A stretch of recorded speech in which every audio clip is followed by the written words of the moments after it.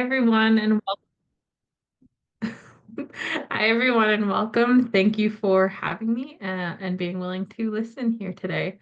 As Sienna said, I'm going to talk for a little bit and then we'll have a Q&A afterwards for anybody to ask any questions. Before we begin, I want to take a moment to honor the teachings embedded in this land, which guide us towards interconnectedness and reciprocity. So to begin, if you will indulge me, I will read the Thanksgiving address. It's a Haudenosaunee Thanksgiving address. It's just to help bring our minds together. The Thanksgiving address began at the beginning of our time, as many of our ways of beings and our original instructions came down with us when we first came from Skyworld. At times we sometimes forget those responsibilities. We each have our own responsibilities as people, but also the animals, the trees, the earth all have their own responsibilities. And for us to remember that we all have to live up to those responsibilities. So to start, we start with the people. Today we have gathered and we see that the cycles of life continue. We have been given the duty to live in balance and harmony with each other and all living things. So now we bring our minds together as one, as we give greetings and thanks to each other as people. Now our minds are one. We are all thankful to our mother, the earth, for she gives us all that we need for life. She supports our feet as we walk upon her. It gives us joy that she continues to care for us, as she has from the beginning of time.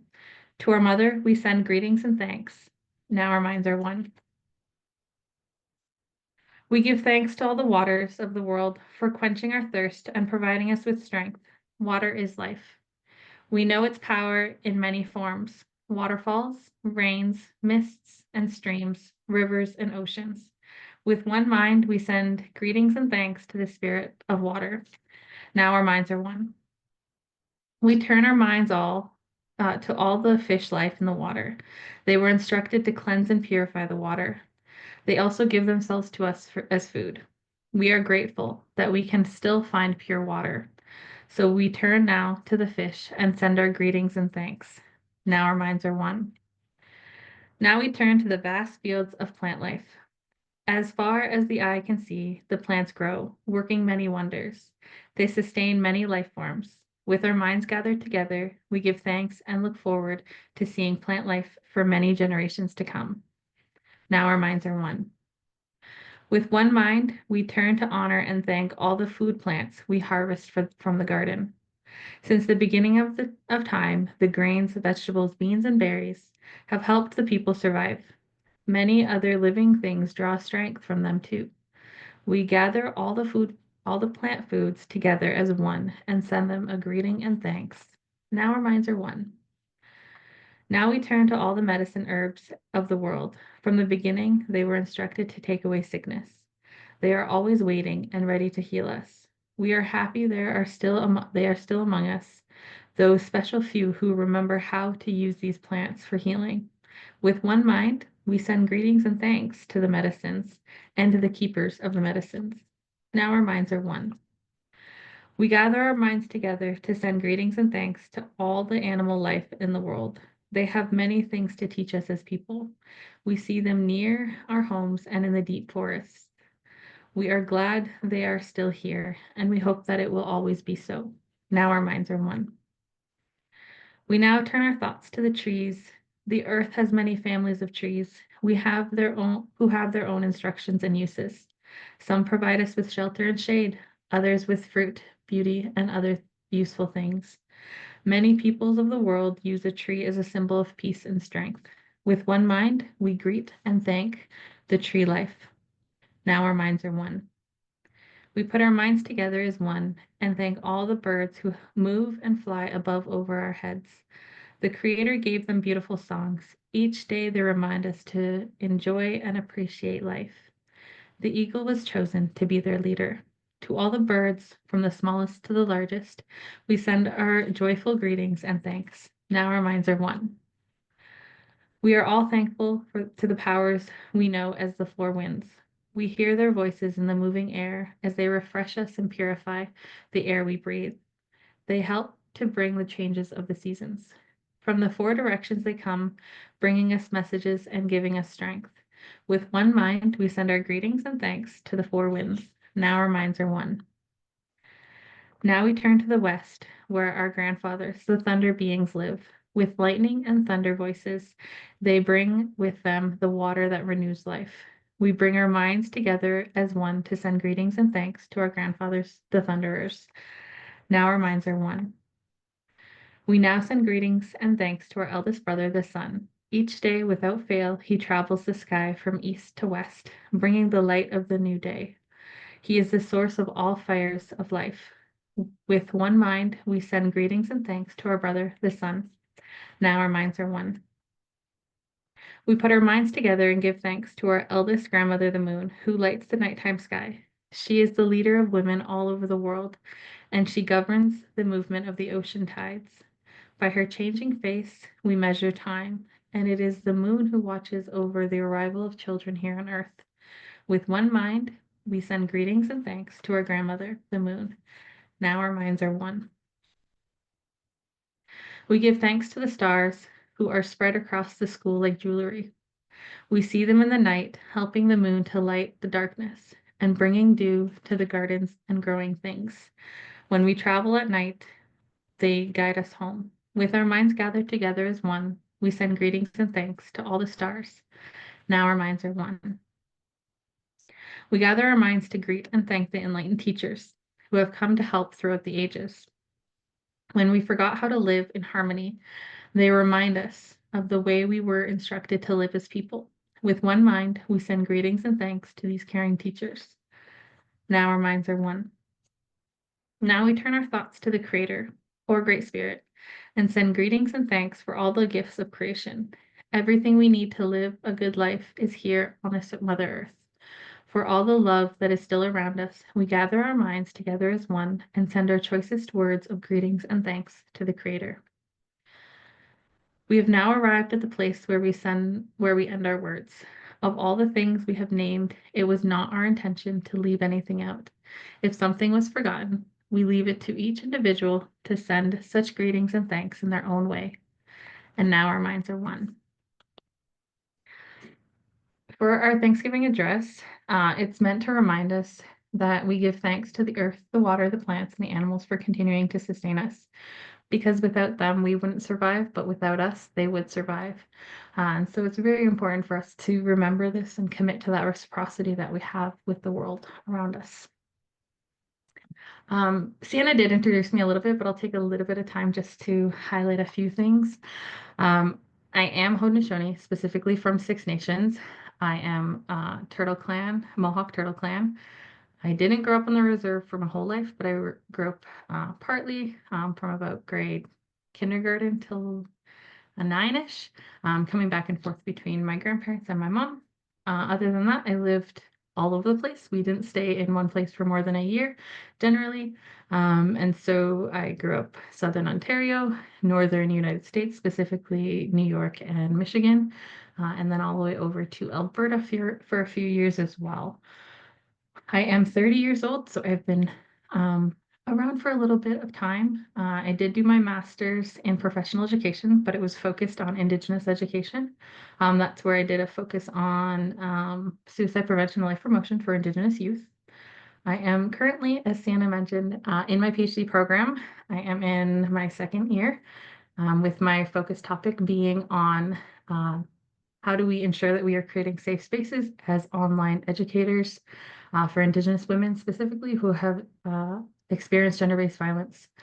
So how do we ensure that those spaces that they converse in online are safe? I am very family oriented. I bought a house with my mom during COVID, where me and my siblings and my mom all live together currently. And my grandparents continuously visit all the time as well, and my aunt. And we all play those video games that Sienna was mentioning. We all play together, whether we're in the same space or we're in different households. And so it's been wonderful in that. And that pretty much wraps up who I am. The work I do with CAAN has guided me to some of the work I do outside of CAAN as well, as a gender-based equity framework coordinator. We just finished creating our gender-based violence programming, that training that will hopefully be available in the next few months. But to focus on today, this session will explore how Haudenosaunee specifically knowledge and practices offer transformative pathways to addressing wellness, harm reduction, and how do we look at stigmas. This session is rooted in a deep respect for the resiliency and wisdom. Again, specifically, because I'm Haudenosaunee, it's going to focus on Haudenosaunee communities. This conversation comes at a critical time as systemic challenges, including intergenerational traumas caused by colonization, continue to impact Haudenosaunee health and governance.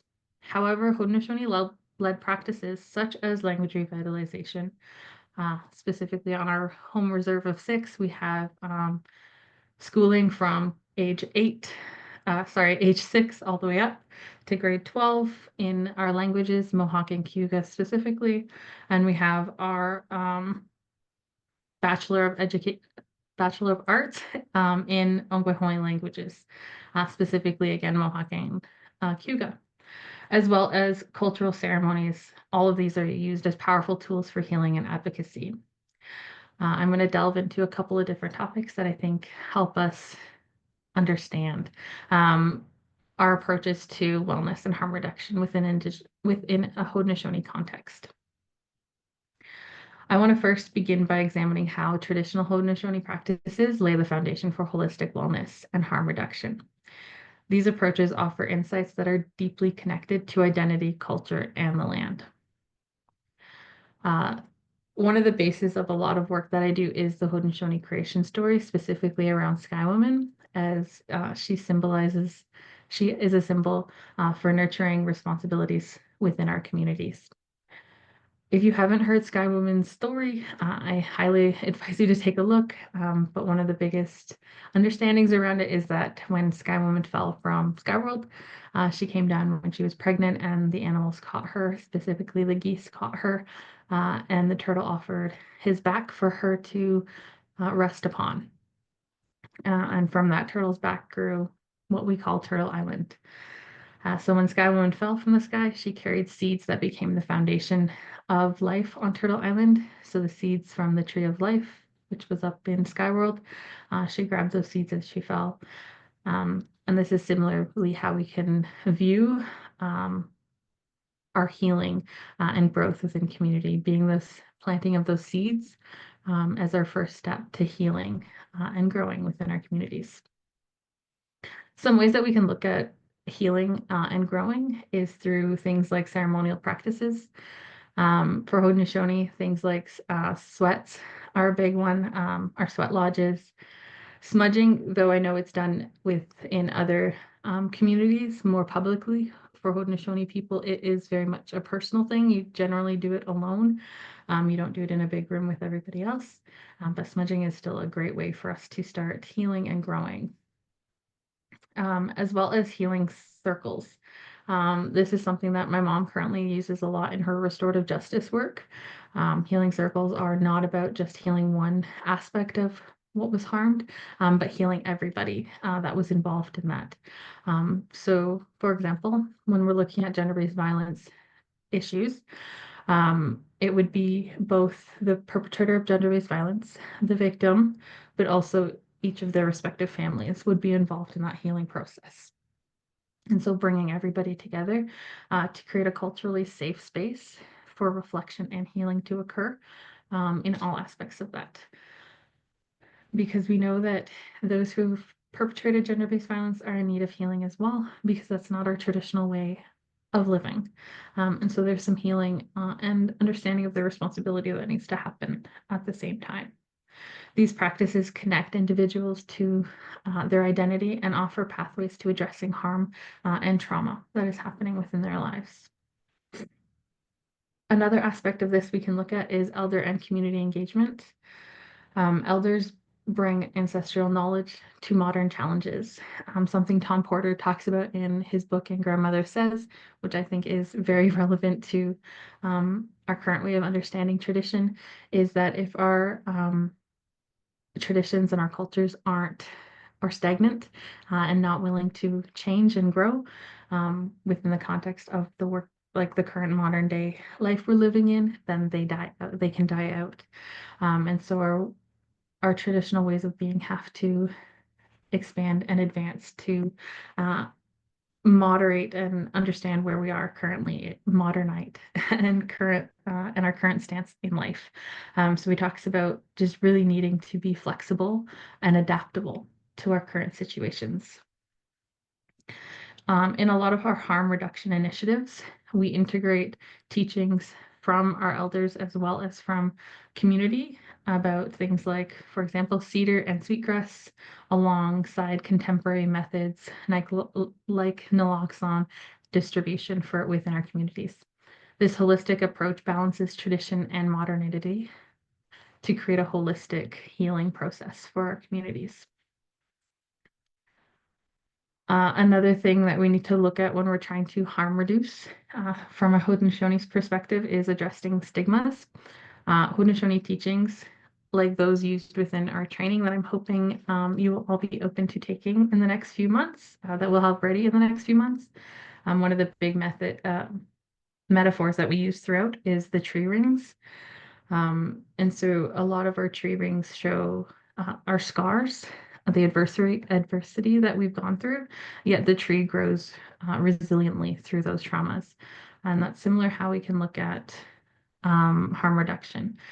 We must acknowledge the trauma without judgment and support individuals in their healing, as well as healing our own traumas that we've gone through as a way of harm reduction, visualizing that for those that we're working with. Some of the challenges that we can see within this is urbanization and resource constraints often limit access to land-based practices. Land-based practices are some of the biggest ways to connect with culture, and through culture we can find our cultural identity, which helps give us a purpose, a balance, and an understanding of why we're here. And so the challenge with that is urbanization and that resource constraint that we have. Partnerships between, specifically in my own home community, or Haudenosaunee organizations and the public health systems have been crucial for bridging those gaps. So not only having our nurses and doctors be Indigenous, but also living and working on reserve has helped for our Six Nations, but also within the urban space, specifically Brantford, because that's the closest city to us. We have our Aboriginal Health Center that is focused on holistic healing. So we have our regular Western medicine, but also those understandings and practices of using Indigenous methods of healing as well. So we have psychologists and nutritionists, our nurses, our doctors, that all have that understanding from a Haudenosaunee perspective. The next section that I'll take a quick look at is fostering engagement within our communities, community programs. So building trust and fostering engagement are critical for implementing effective community programs. We're going to explore strategies that create inclusive and culturally resonant spaces for the people that we work with. One of the strategies for engagement that I like to talk about, specifically in the training that we've created here at CAAN, is that storytelling is a critical aspect to creating culturally resonant spaces. One of the themes or concepts that I like to take a look at is an Anishinaabe theme, actually. Specifically, this word comes from Ojibwe. It's Bomapi, which means later or eventually. And this emphasizes the continuation of relationships and long-term engagement. So remembering that those small little pieces of connections that we create are going to stay with us forever. And so we have to ensure that the relationships that we're creating, like the grounding that we're creating with those, are meant to continue afterwards, even if we're not in the same space together. Some of the workshops that we've done here on Six to help foster engagement, wellness, and harm reduction are things like traditional crafting, beadwork, moccasin making are some of the highlights that we see within our community. They provide non-threatening environments to discuss things like wellness and harm reduction. I know for me, while I am listening to somebody else talk, I need to do things with my hands so that I can focus better. And so when we have things like our crafting, it really helps engage people a little bit deeper because they have something that they're not letting their mind just wander while they're listening. They're focusing on beading or moccasin making, for example, while they're listening. One thing that we do in the training is medicine bag making as well, as a way to ensure that we're staying engaged with the content and also with the culture that we're coming from. These spaces often foster connections and understandings that wouldn't have come about if they were just sitting listening to me talk. Um, some of the other things that we need to look at is how do we build trust? There has been a lot of breaking of trust within a lot of our communities, within people coming into our communities, trying to have these kinds of conversations. So a really important part is building trust. I use the Three Sisters analogy. It's an agricultural model that symbolizes interdependentness between all of us coming together. So the Three Sisters are corns, beans, and squash, and that they have to work together to survive. If you've heard the story of the Three Sisters, it's really impactful how we have the oldest sister, the corn, and the beans laying on the ground, and then the squash sitting there, and all the leaves from the corn are protecting those underneath of it, and the beans use the stalk of the corn to grow up as well. And so they're all working connectively to live and survive within some harsh climates. And so using this kind of model, specifically at the high school, we use community garden. We've created a program. My friend actually started the program at New Start, which is our Indigenous alternative to high school. They've created community gardens that's based on this model, reconnecting individuals and their heritages and fostering collaborations between the groups working together. So it's not just one person focusing on it. They do it as a cohort, focusing on how do we build community relations. So that's about building trust between the youth and their teacher, but also their youth and their understanding of their cultural ways of being, because it can be really hard if you don't grow up in the culture to connect to it, as many of us know. Some other things that we take a look at within our community is youth mentorship initiatives. So one like I just talked about, but also we have programming on reserve that gets them to work within communities. So we have some that work with our elders. We have some that work in our garden. It's a really big garden that we have on reserve that brings in our knowledge, our historical knowledge of planting to the modern day. And they use that and they give it away at some of our food banks as well, which is awesome to see. So it's all about creating importance and understanding for our youth to know where they belong and how they connect with the community. And that's not just available for those that live on reserve, but even those who live in our urban spaces near the reserve can come and work on our reserve as well to feel that connection. The next thing that I'm going to take a look at is addressing stigmas, challenges, solutions, and opportunities that we can see within the work that we do. Stigma often acts as a barrier to wellness and recovery.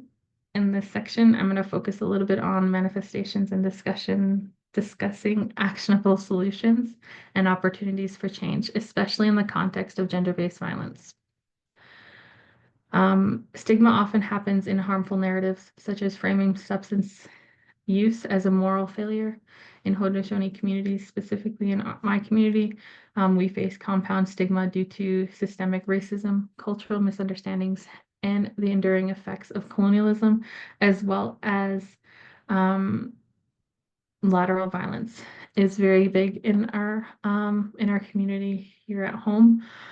And that all compounds into that stigma of misunderstanding. And so how do we ensure that the work that we're doing isn't intensifying that stigma? So reframing language is a really important aspect of this. In the training, we have a whole section on language and the use of it. We look at how context, where we grow up, all of that in understanding where our terminology comes from and our understanding of that different terminology. And so ensuring that we're using language that's not blaming, that's not negative, trying to do it in a way that's as positive as possible. So for things like intergenerational trauma, we look at intergenerational strength as well. So we have that. So it's not just all negative. We have that positive that's going on within our communities as well. And so making sure to highlight that as a way to show we belong. We're still here for a reason. We've done the work, and we're continuing to do the work as Haudenosaunee, as Indigenous people across Turtle Island.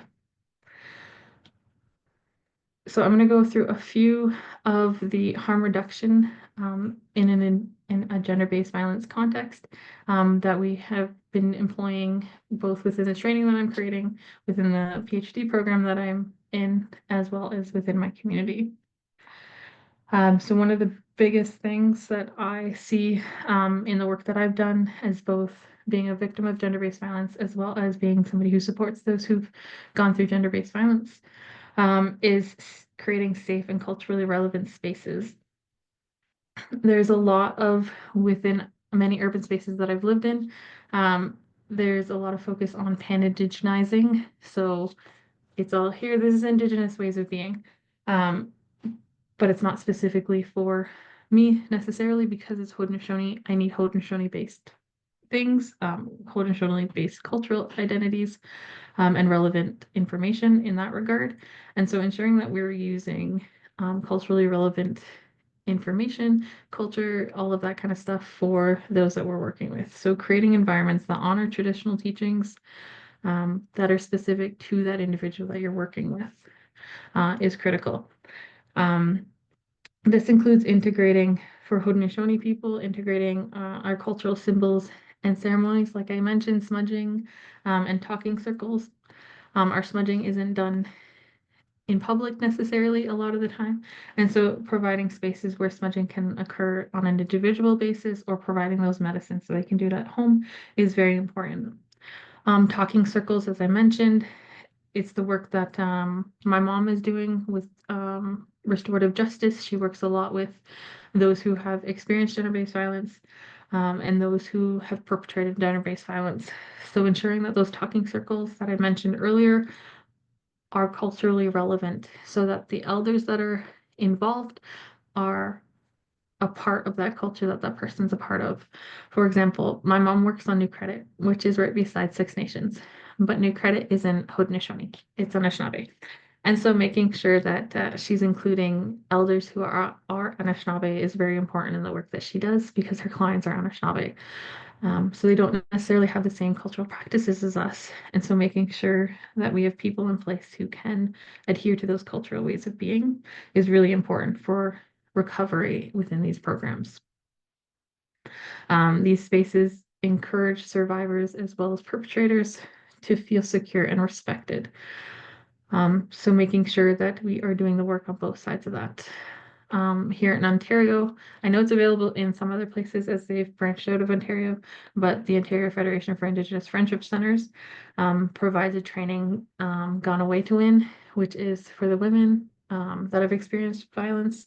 And then we have Gige, which is the healing the men side of it. And so it's using both to try to fix the situation. So it's not just focusing on one side of a problem, but ensuring that we're getting to the root of the problem to make sure that those who have experienced violence are taken care of and those perpetrating violence are understanding the impact that they have and doing the work that they need to do to heal themselves as well. Another aspect of this harm reduction is community-centered supports for our Haudenosaunee people. It's understanding and using our systems like the clan system as an understanding of how we have shared responsibility and mutual care that has to happen within our whole community, whether that's on reserve or urban spaces, ensuring that we're sharing that responsibility together as a community. Adopting a community-based approach ensures that survivors and survivors receive support not only from professionals, but also from the broader community, reducing isolation and stigma, and that those who have perpetrated violence are getting the support that they need as well to heal from whatever is causing them to lash out at others. Trauma-informed practices is another harm reduction step. Um, Reduction in gender-based violence must prioritize trauma-informed care. This includes acknowledging the historical and systemic factors that contribute to violence and creating pathways for healings that center autonomy and dignity for all. Um, a gender or a, sorry, a trauma-informed practice really looks at the deep-rooted cause, not looking at what's wrong with you, but what is causing it. And so that's a really big approach that I try to do within my own classroom as well as within the work that I do. And I know that that is a big thing that a lot of communities are working on as well, is creating that trauma-informed practice within education, as well as on the broader scale. The number 4 thing that I took from for some harm reduction focused is education and advocacy. So programs should incorporate education about healthy relationships and the effects of GBV. What I'm currently working on right now is how do we ensure that we're connecting with our Indigenous youth, specifically around what is a healthy relationship as a way to break the cycle that we've seen within many of our communities around getting into relationships that aren't healthy, not understanding that there are certain ways that people will show their love and that some ways are not great, and that we need to recognize that at the start and start seeing those red flags. We did a campaign at the end of November, beginning of December, and some of those things that I shared within their campaign, it was ending violence, 16 days of advocacy, was showing those red, yellow, and green flags. So starting to really focus on what does that look like in an actual relationship. So using things like Haudenosaunee storytelling and metaphors, such as the tray rings representing scars of adversity, can foster understanding and empathy. So making sure that we're doing the work so that we can break some of these cycles that we see within our communities. The last thing, I've already mentioned it a few times, is integrating restorative justice.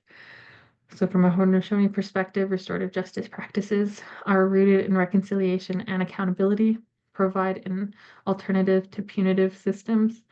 Survivors and perpetrators can engage in healing dialogue supported by elders, focusing on restoration rather than on punishment. There's a really good book. I'm just trying to see if I have it right here. I do not. It's called The Three Feathers. I do have it right here. This is a really good book that really illustrates how restorative justice can work within our communities. So this is what it looks like. It's Three Feathers. It's by Richard Van Camp. And what happens is these 3 kids, these 3 youth within a community harmed and robbed an elder man, and he ended up in a wheelchair. And as their punishment, they had to go live on one of the small islands near close to the reserve, and they did work there for I think 3 months with an elder couple who lived and worked on that land there, and they had to really understand hard work and how you do reconciliation and restorative justice within that space. It's a really good book if you want to take a look at it. But it really focuses on that restorative justice part, that it's about healing and understanding what they did wrong and how it impacted, because it not only impacted the elder man that they harmed, but also her daughter who had to quit her job and take care of him. And so those kinds of things are really important in the foundation of restorative justice. Some campaigns that you can take a look at that are doing the work on reducing stigma within education by educating the public and fostering solidarity are campaigns like the Red Just program and Moose Hide campaign. These initiatives, combined with grassroots efforts, amplify voices and advocate for systemic changes to provide healing for all involved in these kinds of issues. And reducing that stigma towards them as well. Some opportunities to take a look at are digital platforms that empower individuals to share their voices, promoting visibility and reducing stigma. For example, our two-spirited individuals use tools to advocate for inclusion and address gender-based violence within their own communities. So Indigenous TikTok. I know that TikTok was banned for a whole, I think, 24 hours in the US or something, and then it was back. But that's still a big thing that our communities and specifically our youth are using to raise awareness and to promote inclusion about some issues that are going on specifically around gender-based violence within community. Like I mentioned, trauma-informed care is important. So looking at it from an individual perspective, but also then on a bigger, broader scale within our education systems and our healthcare systems is important to look at. So the medicine wheel emphasizes balance among physical, emotional, mental, and spiritual health. And it really does illuminate how we are connected to all four different quadrants within us. Which is why things like our Aboriginal Health Center, specifically for six and our urban youth or our urban people in Brantford, is so important because they're not only looking at, okay, you're physically not well, all right, let's pop you a pill and that'll help you. No, no, no, what's actually going on? So they take a look at all different aspects of our well-being to ensure that we're not just on medications, but that we can work with both our traditional and our Western medicines to help heal at the core of what's going on. So frameworks like this, when applied to gender-based violence recovery programs, support holistic healing tailored to individuals and community needs, and are important for that overall health that we're looking at. So when we're trying to look at wellness within our Indigenous communities, in this regard, Haudenosaunee, we need to look at all these different aspects. A part of the training that we do, that we just are finishing creating, is looking at our self-care, being as frontline workers or not, making sure that we're taking care of ourselves, because if we're not well, how can we help others to be well as well? We have to show how that can work.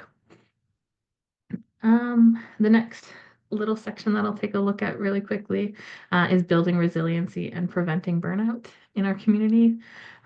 We know that that happens a lot within our Indigenous work across Turtle Island. Is burnout is huge. That's why we have a lot of overturn in many of our frontline workers. So ensuring that our community caregivers and leaders that are facing these unique challenges are employing those self-care measures as a way to ensure that they're not burning out. I'm going to share a few strategies to support that. Strategies for resiliency, activities like foraging and fire making reconnect caregivers with the land. For example, one of the things that I've learned from some Inuit communities is that they go seal hunting expeditions that restore their identity and collective resiliency. So working as a team, but getting out of the work that they're doing and focusing on something else. A little bit more cultural can help foster that connection to land. We know that connecting with Mother Earth and those kinds of things help us feel grounded. And so ensuring that we're doing activities that employ that. I know on 6 we don't have enough snow yet. We had a little bit of snow for a little bit of time, and they were creating our snow snakes trails for our I don't know if anybody's played Snow Snake. It's just we have this pole that goes down this nice little mound that's built out of snow. We had it built for a little bit, but it didn't last very long because the snow didn't last very long. So hopefully we can get some snow to connect. Specifically, that was used with the youth to connect them to some cultural ways of being. So that's connecting back with Mother Earth to feel that grounding that we need is an important tool for self-care. Some other things that we've already kind of mentioned in here as things like smudging can help feel grounded as a self-care tool. But also sweat lodges are really important for connecting to that culture as they can help release burdens and reset intentions for the next coming little bit. And the elders that you work with in these Sweat lodges is so important because they help. Even if you didn't think this was something that was wrong, while you're in these spaces, you can be like, oh, that is something wrong. I got to change that. And it helps release any emotions that are kind of pent up. I know for me, I'm not somebody who likes to cry, but when I'm doing some of these cultural things, it really does help me get those emotions out. And then I feel 10 times better having released that emotion out a little bit. And then another thing to take a look at is using elders or working with elders in mentorship programs um, that can foster some sharing of knowledge and those kinds of things. For example, on our reserve, we have um, our elders kind of in this little community, if you will, in little houses, tiny homes, that are really, really close to our youth, or our children, I guess, because they're in their preschool. That's where their preschool is right there with the elders. So connecting that together, and then having the schools bring in the youth as well to help create those knowledge sharing circles. Um, and then I think as leaders and frontline workers, we also need to employ the use of elders when needed to, because it helps with us as frontline workers and those working in these difficult topics to reset and renewal our ways of being and understanding. It can get very lost and overwhelming working in these different positions, but having people in our lives that can help foster that wellness that we want. Those that we're working with to employ, those going through gender-based violence, we can say, hey, go see an elder and talk. But if we're not walking the walk, we're just talking the talk, it can just go over somebody's head because we're not practicing those ways of being. So it really is important for our own self-care to do this kind of work. The last thing that I'll just talk about really quickly here is the effective tools for trauma-informed and culturally safe harm reduction within our communities. So combining traditional knowledge with evidence-based methods enhances the effectiveness of harm reduction strategies. Some of the ways that we can do that is by integrating different practices. For example, we can do harm reduction programs that offer and incorporate things like cedar tea as a symbol of cleansing, respecting traditional teachings while addressing health needs. I don't know if anybody uses cedar tea. My household is in a cycle of sickness right now. There's 6 of us that live together. And so when I got back from my travels, one person was sick, my mom, and she passed it to everybody. And now we're just in this continuous cycle of getting sick. So we're doing things like drinking cedar tea as a way to cleanse our insides, to make sure that we're addressing the problems that are going on. So though it's not directly a harm reduction in the story that I told, it is in a sense trying to reduce the sickness that is continuously going around in our household.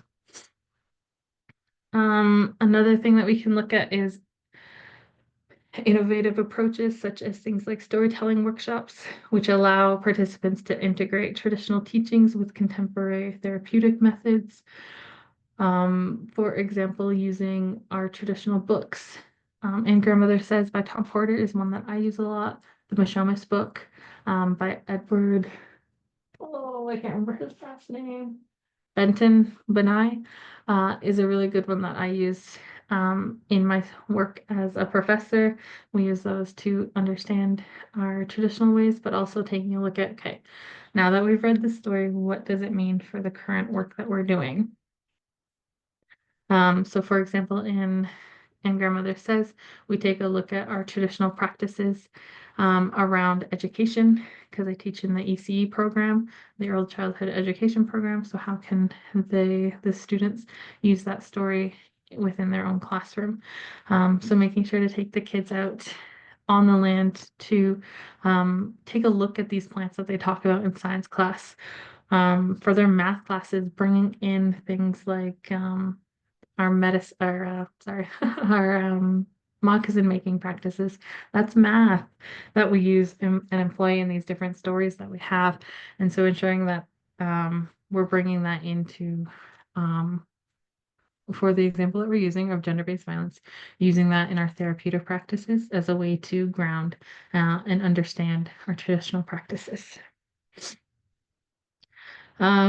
The last kind of thing that I'll take a look at in this section is the collaboration that we need to employ when working with gender-based violence and creating those harm reduction processes. So creating partnerships like, creating partnerships that merge ceremonies such as sweat lodges with evidence-based tools, as we've already mentioned, for example, like naloxone kits, ensuring that we're employing that Western medicine as well as that traditional medicine together to ensure that the work that is being done to help heal and reduce harm is well-rounded and holistic. Okay, that's a lot of talking, so I'll kind of just wrap up a little bit. I like to do a little reflective practice whenever I'm talking, and so I want to employ you, if you have the time, to take a look at some of our reciprocity and interconnectedness principles within many of our Indigenous communities, specifically Haudenosaunee. Um, it is in our uh, law of peace, peace of, yeah, that's what it's called. Those are two of the three principles within that. And so how do you incorporate principles of reciprocity and interconnectedness in your practice? So whatever your practice is, whether you work as a frontline worker, if you've experienced gender-based violence, if you are in a time where you need harm reduction, how are you incorporating principles of reciprocity and interconnectedness in what you are doing? And then two last things that I'll just mention really quickly is our call to action that I always like to just mention real quickly because we have a responsibility to the knowledge that we're given. Um, as I've gotten from so many elders, that if we do not share the knowledge that we're given, that we take the life and the breath out of that knowledge. And so ensuring that you are doing something with the knowledge that you're given. So supporting, for example, Haudenosaunee-led initiatives and collaboration to dismantle systemic barriers and create culturally safe spaces is really important. Or Indigenous-led initiatives as well. Just a lot of the talk that I've done today is about Haudenosaunee, so I like to highlight our Haudenosaunee ways of being. And that is my goal in the work that I do, is trying to create systemic changes that are going to help reduce the barriers that our Indigenous people are facing, specifically around gender-based violence and reporting, because it is very much underreported because of the stigma that comes along with it, as well as the work that is put on individuals who have experienced gender-based violence. As somebody who has had to go through the justice system with these kinds of reportings, it's really hard and it's a lot of onus on one person. For me, I wasn't allowed to talk to any of my family about what was going on case-wise because that could be seen as getting information from other places. And if I was to go on the stand, and when I did go on the stand, they asked me if I had talked to anybody. And the Crown prosecutor said, if you said yes, there can be a way that they can turn that around on me, saying that I got my stories from somebody else, those kinds of things. And so it is very much an onus on that person reporting alone a lot of the time, and that's not creating those culturally safe spaces or reducing harm for that person, because now they're also getting harm in a systemic system that's not working for them. And the last thing that I'll say, because I like to end on gratitude, I want to close with gratitude. That is inspired by a lot of the teachings that I've shared with you today from a lot of people who have worked with me. And I want to my hope for the future for this is that we all commit to carrying these lessons with us, taking whatever you needed, whatever you can from what I've talked about today. And that is the wrap of my talk.